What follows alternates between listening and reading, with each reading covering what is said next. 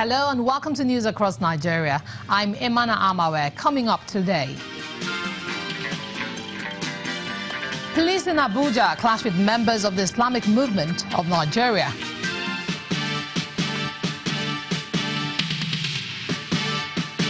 The 2018 African Land Forces Summit discusses how to end transnational crimes.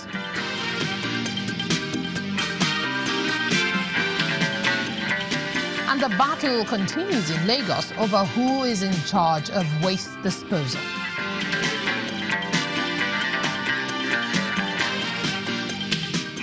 Welcome to the program that brings you news from the length and breadth of Nigeria. The police in Abuja, the Federal Capital Territory, has dispersed a protest by members of the Islamic movement of Nigeria at the Unity Fountain. Also known as the Shiite movement, the group has been demanding the release of its leader, Sheikh Ibrahim El-Zakzaki, who has been in detention since December 2016. When the Shiite members attempted to defy an order to disperse, the police fired tear gas and water cannons at the protesters. Members of the group have been protesting the continued detention of Sheikh El-Zakzaki and his wife by the DSS. On April the 11th, they besieged the U.S. Embassy in Abuja in an effort to bring their grievance before the international community. On Friday last week, police officials disrupted a gathering of members of the Bring Back Our Girls campaign at the Unity Fountain. And collaborative efforts among African nations and other countries will go a long way towards tackling transnational crimes. That's the thrust of discussions at the 2018 African Land Forces Summit, with the theme Unity is Strength, combating Africa's security challenges in the 21st century and beyond. The Chief of Army Staff, General Tukur Buratai, and the Vice Chief of Staff of the U.S. Army, General James Markenville, agreed that countries should join forces to fight crime.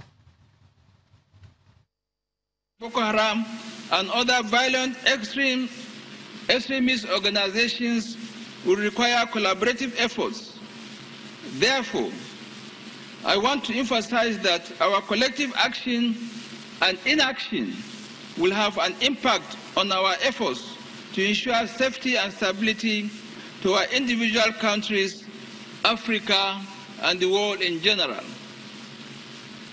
I therefore urge all of us to bring to bear our wealth of experience and expertise to provide solutions to our security problems.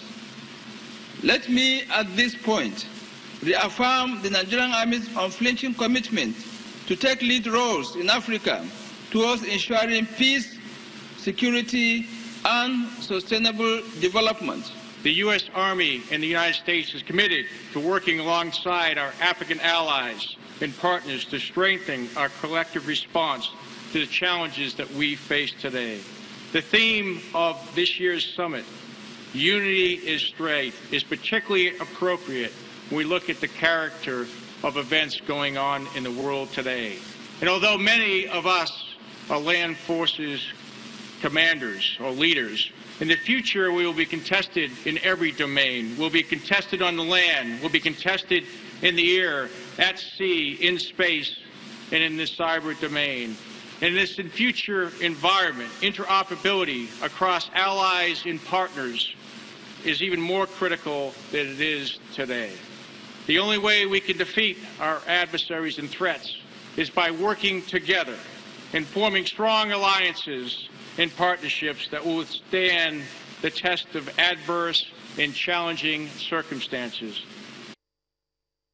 Child labor in northern Nigeria has assumed a worrisome dimension.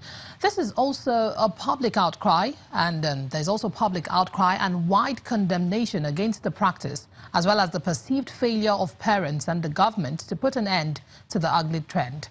This next report examines the growing trend of child hawking in Kaduna State.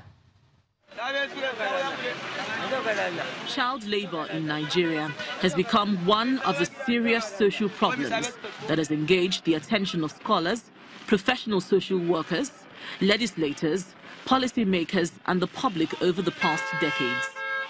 These little children, between the ages of 5 to 9 years, carrying wares of different kinds, are a regular feature on the streets of Kaduna State capital, where child hawking keeps growing at an alarming rate. The metropolis has become a fertile ground for parents and guardians who send out these children of school age to hawk goods like groundnuts, sachet water and other products along major roads, motor parks, markets and offices, especially during school hours.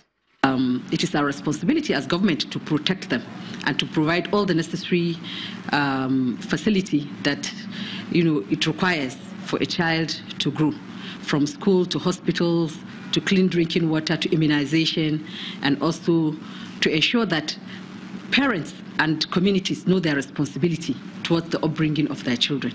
Some analysts believe that these vulnerable children are easily trafficked, prone to sexual assault, less likely to attend schools, stigmatized and excluded. Aware of this, the State House of Assembly recently passed the Child Protection and Welfare Law, which protects children from any kind of abuse, ranging from rape, child labor, trafficking and others. It's a bill for, to have a law that will set out the legal framework, for the safety and the welfare of our children. Apart from that, it also has to look into the way the state will run the affairs of children, activities and their safety. We're working to ensure implementation, total implementation of all these laws, because it is very important to sensitize our people, to create that awareness, for us to even give them that platform to voice out. If you remember before, people don't even talk about rape because they feel ashamed.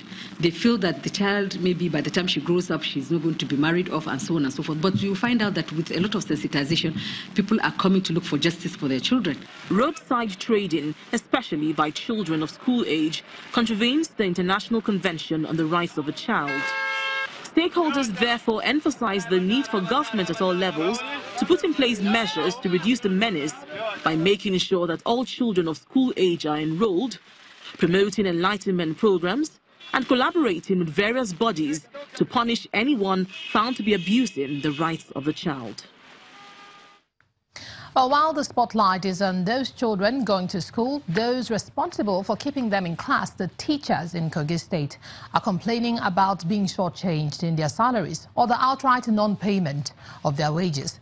The National Union of Teachers in the state spoke about the plight of the workers at their annual prayer session in Lokoja, the state capital. While praying for the swift recovery of Governor Yahaya Bello, members of the union appealed to the state government to prioritize teachers' salaries and invest in their training to enhance productivity. Christian and Muslim teachers all assemble in this hall to speak with one voice at this prayer session organized by the Nigerian Union of Teachers in Kogi State. Just speak a word for him for quick recovery. They are praying for the quick recovery of Governor Yahaya Bello from an injury he sustained while stepping out of his car. Most importantly, the teachers are also seeking divine intervention concerning the payment of their salaries.